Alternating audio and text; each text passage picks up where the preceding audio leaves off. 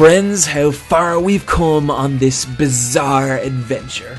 Oh, you didn't really think we were going to end the year without covering this one, did you? But the time is finally here for us to discuss the most prolific part in all of Jojos, the legendary Part 3, starring the iconic Jotaro Kujo. But given the vast success of Part 2, what was it that caused Araki to so drastically change the formula of a series? And what is it about this change that would so heavily influence not only the rest of JoJo's, but shonen storytelling in general? And finally, what is it that makes Jotaro Kujo one of the most widely recognized and wildly popular characters in the series' legendary history? Well friends, one more time, that is exactly what we're here to discuss. So let's get on a plane to Egypt. Remember that this is most definitely the work of an enemy stand, and let's talk about why you should watch JoJo's Bizarre Adventure Part 3, Stardust Crusaders.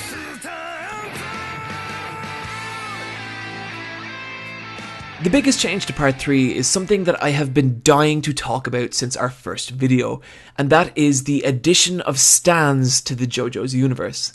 Stands are ghost-like beings that are created from the spiritual energy of their user. Stands would have massive ramifications not only on JoJo's, but pretty much any shonen series that was created in the decades that followed. Hunter x Hunter, Naruto, One Piece, all have been influenced by the existence of stands. I think the best way to think of stands, if you're unfamiliar, is that they're kind of like an extra limb. They, with few exceptions, don't have their own personality and are understood to be a physical manifestation of the stand user's life force. And I think to really get into why stands are such a big deal in JoJo's, we need to follow them right back to their origins in Chinese religion and mysticism, namely the concept of ki, also known as ki or chi. Ki is the idea that we all have an inner life force flowing within us, and certain people will claim that with enough physical, mental, or spiritual training, Ki can be harnessed in a multitude of different ways, such as healing, starting fires with your bare hands, or even knocking someone out without laying a single finger on them. The actual validity of Ki is up for debate, and not something we're going to get into here, but the reason this is important for storytelling, in particular shonen storytelling, is that Ki was used in the early days of contemporary shonen manga as a narrative excuse that let regular biological humans perform the same kind of superhuman feats that had previously been confined to robotic sci-fi characters like Astro Boy and Kamen Rider, thus giving plain old humans the mystical grounding to be able to do things like fly and use laser attacks. It might seem like a simple concept now, but it dramatically changed the landscape of shonen manga, with 70s sci-fi manga like Mazinger Z, Cyborg 009, and Space Battleship Yamato being replaced by more mystical martial arts-based series of the 80s like Fist of the North Star, Dragon Ball, and of course, JoJo's. While other series dabbled with the idea of Ki, Dragon Ball would be the first major title to push the concept into its contemporary form, and it did this by combining popular elements of sports manga, such as training and growing ever stronger, with martial arts based Ki, which essentially put no limit on how powerful the characters could get over time. And while this was initially a very good thing, it did come with some long-term problems, like supporting cast being pushed further into the background, or just flat out running out of ways to express new levels of power. For example, as Dragon Ball went on and continued into Dragon Ball Z, Goku's power could be measured by the size of his Kamehameha energy blast, with it eventually reaching near galactic proportions, at which point you're not really left with very many meaningful ways to represent a character's progression of power. And once a character has become this powerful, it severely limits what can be seen as a viable threat to them, which also greatly limits the kind of battles that can occur. And this is a barrier that Araki was coming up against at the end of Part 2. Jonathan had defeated a vampire, Joseph had beaten a god. Where could the series go from there, while still keeping the combat encounters relative and interesting? And the answer Araki came to was stands. See, it's not really about how strong a stand is, as much as it is what specifically a stand can do. Each stand has its own unique abilities that come with their own strengths and weaknesses, from the very basic like Jotaro's close range Star Platinum, who can basically just punch very fast and very hard, to the more complex ones like Centerfolds, who can attack you from inside the reflection of a mirror, or Mariah, who holds power over magnetism. This essentially means that there is no perfect stand. Sure, there are insanely overpowered ones, but for the most part, No matter what kind of stand you have, there is someone out there with a perfect counter to your ability, which is why Jotaro can go toe to toe with Vampire Lord Dio in part 3 and get his ass kicked by a rat in part 4. This means that Araki never has to worry about the problems that come with long-term power level escalation, a fact proven now that it's nearly 30 years later and we're still getting stand battles that feel fresh and original. The other genius thing about stands is that they don't require any physical, mental, or spiritual training. While there are various different ways to obtain one, you can't really work or study for it. And this means that a stand's strength is entirely separate from that of the stand user, meaning that literally anyone can have a stand. Like seriously, dogs, babies, monkeys, Polnareff, anything. Physical appearance give no indication of who a stand user might be, nor how dangerous they might become. And this serves two distinct purposes in the story. For one, it keeps everyone in JoJo's world vulnerable. No matter how strong your stand is, you yourself are still just a plain old human, meaning that you're only ever one wrong move away from getting the literal soul aura'd from your body. And this keeps every fight in JoJo's tense, exciting, and strategic, as no victory is ever assured. Second, it sells the fantasy that no matter who you are, you could be a stand user just the way you are right now. It would take years of training to be able to compete in the Budokai tournaments from Dragon Ball, but according to JoJo's world, there's nothing stopping even the most average person from obtaining a stand. If stands were real, which I wish they were. I think this is also why the cast of the Persona games are so much more relatable than your average JRPG cast. They're just a bunch of regular kids, but their personas give them the fantasy grounding to be able to fight back against the shadows. The final and possibly biggest advantage of stands is the level of creativity and diversity it brings to the combat encounters, as no two fights ever even feel remotely similar. And it adds this tense puzzle dynamic to the fights. If your stand can do this, then what does mine have to do to be able to counter that? And it leads to some really crazy situations.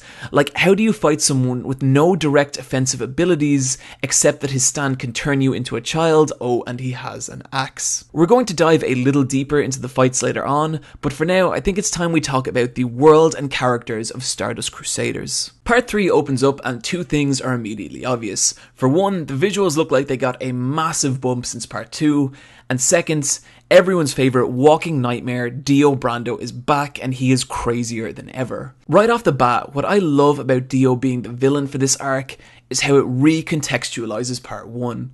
All of a sudden you realise that Phantom Blood wasn't really Jonathan's story, it was Dio's, and also makes Jonathan a far more tragic character as you realise he didn't really beat Dio, he just prolonged the vampire's eventual victory. As if Dio himself wasn't enough of a threat, he's been lying at the bottom of the ocean for the better part of a century. And aside from just being fucking Dio, he's now crazy with a full-blown god complex and terrifying new abilities of his stand, the world. And it's up to our main protagonist and great-great-grandson of Jonathan Joestar alongside his ragtag posse to travel to Cairo and put an end to the maniacal vampire once and for all. And that protagonist is, of course, the iconic Jotaro Kujo. The phrase badass is overused to the point of redundancy, but Jotaro Kujo is like every badass moment from every film, comic, and TV show squeezed into a single person. Even Clint Eastwood thinks Jotaro is cool, and if Clint Eastwood thinks you're cool, then you probably are. It's interesting to look at the evolution of protagonists from parts 1 to 3, as you'll notice there's a huge shift in the way Araki writes his characters. We talked a lot about internal mechanics in our part 2 video, how Jonathan was very much an externally written character with very little emphasis placed on his inner thoughts or dialogue, and Joseph was kind of a mix. On the surface he was a goofy trickster, but internally he was a strategic genius. So if we were to chart them, Jonathan being external, Joseph being both external and internal, Jotaro is nearly entirely internal, meaning that he gives practically nothing away of his own thoughts or emotions. However, despite how little the character shows on the surface, there's always the sense that he has his own internal logic, his own way of dealing with problems, and very particular ideas about what's right and wrong. He's quite reminiscent of the steely American crime action stars of the late 70s and early 80s, characters like Detective Kojak and Dirty Harry, who incidentally Jotaro's iconic pose was based on. Jotaro really works as a character on two specific levels. For one, as mentioned above, he's really cool, but this is actively worked into his character and battle style. Unlike Joseph, he keeps his movements to an absolute minimum. Any play he does make is considered, focused and decisive, and it's not unusual for him to sit back over the course of an entire battle, only to, in the last minute, reveal some small detail that his enemy has overlooked and leads to their undoing. Much like a hard-boiled crime detective figuring out some vital final clue and solving a case in the final second. The second level is that it leaves Jotaro's actual character as somewhat of a mystery to the viewer. It's often difficult to tell how he feels about any given situation, or even those around him. In fact, at first he seems downright cold. He's disrespectful to his mom and reluctant to have anything to do with Joseph and the rest of the guys. But then occasionally you get these little glimpses into who he really is. Take episode 2 for example. Up until this point, we've barely seen him show anything but disdain towards his mother Holly, but then he comments that she looks a little pale and checks to see if she's feeling alright. It's a small detail, but it contrasts so much with the way he's been acting up until now that it really strikes a note, and leads us to believe that there might be more to his character than your plain old hooligan badass. This is the kind of writing that makes his character so endearing. He gives very little away, but when he does, it's a big deal. And observing him closely and figuring out this side of him is one of the main pleasures of Stardust Crusaders. Jotaro's character arc would continue well beyond part 3 and even as late as part 6, at which point we're still learning things about him that are both surprising and touching. And I think this is a big part of why a character conceived nearly 3 decades ago remains so popular to this day. Jotaro is joined on his journey to Cairo by his posse, the Stardust Crusaders, comprised of his great-grandfather and previous protagonist of Part 2, the irreverent and infinitely likeable Joseph Joestar, the polite and diligent Kakyoin, the stoic and reliable Avdol, clown of the group Polnareff, and Iggy, who surely wins the award for Best Anime Dog. While I think some members of the group are a little underdeveloped, especially Avdol, who I really had a lot of trouble writing about in that previous sentence, their strength lies in the endearing camaraderie that forms between them as the journey continues. It's never the main focus, but we do get a lot of fun little tidbits about the characters, like Kakyoin and Polnareff's secret handshake, or the fact that Joseph knows Kakyoin is indeed Kakyoin, and not an evil doppelganger, purely by virtue that he refuses to take off his school uniform while sunbathing. Joseph's presence among the cast also really drives home the generational aspect of Jojos. While parts 1 and 2 basically existed in isolation, part 3 feels much more like a culmination of everything that's led up to this point, having direct ties to the 2 previous parts. And this adds a lot of weight to the proceedings. When Jotaro and Dio finally step out to face each other, there's a real feeling that this is a showdown multiple generations in the making.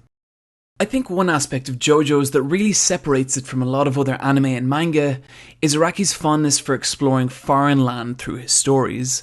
It was a huge part of parts 1 and 2, but it is the main focus of part 3, starting in Japan and ending in Cairo, Egypt. And I think where part 3 really shines is how it communicates the idea of the journey. You saw glimmers of this in Phantom Blood and Battle Tendency, but for the most part, any globe hopping that happened in those were basically just a beginning point and an end point, whereas part 3 is much more focused on the actual act of travel itself. And this is another huge aspect of its appeal. Throughout Stardust Crusaders, you can feel what seems like Araki's very genuine fascination with foreign culture. He seems to delight in exploring all the strange little eccentricities of each new land, and this gives each individual sub-arc a really distinct setting, look, and atmosphere. This really sells the idea that this is a real journey you're on, but what's more, when you've been watching it for a while, you genuinely feel like you're taking a road trip with you and a bunch of your dumb buddies. Another advantage to this road trip style narrative,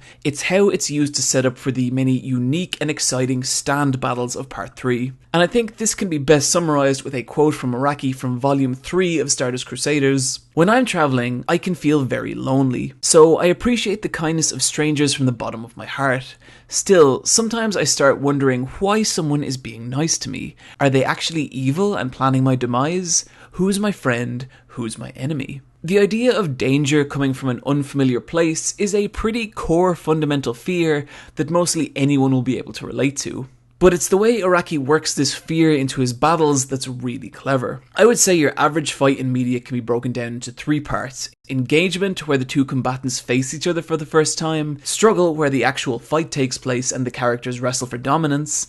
And resolution, where the winner wins and the loser loses. And from part 3 onwards, Araki would add a 4th stage. The mystery. The mystery takes place usually before our characters even know they're in a fight, but it's the section of the encounter where something around our heroes seems amiss, or the opponent has not yet properly revealed themselves or their abilities. This means that before the fight can even begin, our boys must figure out if they are being attacked, who's doing it, and how. And it's this that relates back to the feeling of unease Araki wrote about. This adds an extra layer of fear and tension to the battles of part 3, as it's never a simple case of just beating up the person in front of you, but instead figuring out who that person is and what exactly their stand can do. You can certainly see other series that have this style of encounter. There's a lot in the Yu Yu Hakusho chapter Black arc, for example, but no series really commits to it in the same ways that Jojos does. Take the Tower of Grey fight, where when aboard an aeroplane, our heroes are attacked by a stand user wielding a vicious stag beetle type stand. The enemy is most certainly another passenger on the plane, and this initial mystery adds a terrific layer of tension to the encounter, as our heroes scramble to figure out who among the crowded aisles is targeting them. The stands also give the fights a huge amount of depth and variety, as it basically takes off all limitations of what a fight can even be. There's even several encounters where not a single punch is thrown, and they're some of the most exciting in the entire series, like Jotaro's deadly game of poker with Darby the Gambler, or Kakuin's life or death video game battle with Darby Jr. Other standout encounters include the nightmarish dream battle with Death 13, which takes place entirely within our hero's dreams, Freddy Krueger style. And my personal favourite, the brutal struggle between best dog ever Iggy and the unbelievably frightening and intimidating Falcon Pet Shop, both of whom are stand users. It's a testament to both Araki and the animators of this episode that they can make a battle between 2 animals barely bigger than rodents and make it one of the most nail-bitingly intense and shocking of the entire series. The production of part 3 is also a significant improvement over parts 1 and 2. It seems like a lot of work was put into capturing the distinct look and feel of the manga, which is no small feat given how, at this point in his career, Araki had improved to such a degree that his drawings had reached a new level entirely, feeling all at once densely detailed but also expressive and energetic. While the animation isn't overly elaborate, the character artwork is strong, with a lot of intensely detailed still shots, and I think better represents the style of part 3 than excessive animation might have. And it's all backed up by some really terrific direction. Direction is always important in media, but it's especially important for a show like Jojos, where a lot of the major plot points involve characters simply realizing things, like the nature of a stand or the identity of its user. And the way the colors, tone, and music all shift and work in conjunction to sell these moments is one of the strongest aspects of its entire production. Also, a huge shout out to Daisuke Ono, the voice of Jotaro, who perfectly captures the character's gruff, stoic exterior while infusing him with enough charm and charisma that he never comes across as too much of a dick, which I imagine was a tough line to tread. It's also worth noting that while JoJo OPs up until this point have been incredibly strong, Stand Proud might just be my favourite OP of all time. Studio Kamikaze Doga have really outdone themselves, combining an intensely pounding rock track with some of the most dynamic, exciting, and detailed visuals in the business. If you have not already, go check out Mother's Basement's fantastic breakdown of the OP. The work and nuance that's gone into it is simply incredible. Unfortunately, there are a few downsides to Part 3. While the stand system offers many advantages over the standard battle system of the time, you can see parts where Araki himself is still very much figuring out the details. Star Platinum's powers are a little inconsistent to say the least, and there's a few times when he develops a miraculous new ability in the final moments of a battle that saves the day, and honestly it just feels a little cheap sometimes. Stands tend to be at their most interesting when their abilities are limited and specific, but it's the creativity of the stand user that makes them dangerous. Some good examples being the Lock from Part 4, Bruno's Portals from Part 5, or Jolene's Web from Part 6. But some of the stands from Part 3 feel a little basic, like take Avdol's Magician's Red. It can shoot fire, that's kind of its thing, or this guy who can swim pretty good, I guess. which results in the odd stand battle that doesn't really hit home. But given that Araki was still pretty much figuring out the system as he was writing part 3, you can overlook it. The final thing I want to talk about for part 3 gets a little spoilery, so skip to the time shown on screen if you want to avoid. As anyone who's seen Stardust Crusaders will tell you, the last part of the series gets pretty dark. The battles get more violent and intense, and the show takes on a far more somber tone, with a far darker and more macabre visual style and colour palette. And tragically, characters who have been with us for nearly the entire series suffer some pretty gruesome and harrowing deaths. It's surprising in a lot of ways, even feeling a little disjointed. In one episode, Jotaro is playing baseball on a Super Nintendo, and in the next, we're introduced to the horrifying Vanilla Ice and his stand Cream, who is a degree of magnitude more dangerous than anything that's come up to this point, and it leads to one of the most desperate and tragic stand battles of the entire show. This continues right up until the concluding moments of Jotaro's monumental battle with Dio, and as the sun sets on the final scene, it's hard not to feel like the series ends on a somewhat melancholy tone. I was initially puzzled about why Araki chose to end this series in this manner, and after giving it some thought, here's my conclusion.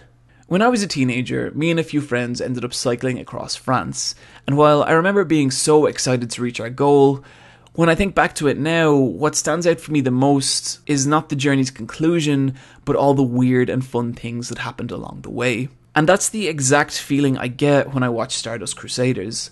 Even though things go very wrong for our heroes in the final act, it's the journey that brought them there and the adventures they shared along the way that really matters. And I think this is Araki's message with part 3. The destination will always be far less important than the journey that gets you there. And oddly enough, I think it's this same philosophy that makes Araki such a great author. He doesn't see his stories as a beginning point and an end point, but as a journey, and one that he takes delight in every single step of. And while reading Jojos, it's apparent that no one is more excited to see what happens than Araki himself. And I think it's this earnest enthusiasm that pushes him to move on from what's come before and to raise his series to new heights. The journey of Stardust Crusaders is a great goddamn story, but even more than that, it represents one of the high points for an author who, even despite his previous accomplishments, is willing to entirely reinvent his series and set out on a brand new bizarre adventure all over again. And this, friends, more than any other reason, is why you should watch JoJo's Bizarre Adventure Part 3, Stardust Crusaders. Friends, this draws to a close this video and also this year. A small announcement, I am going to be at MagFest 2017. I look like this and I'll be wearing this t-shirt. Follow me on Twitter for more info, but if you do see me, feel free to say hi. Once again, I just sincerely want to thank you for joining me on what has honestly been a very bizarre adventure on my part. Watching this channel grow and gain momentum has honestly been incredible, and I have some big plans for 2017.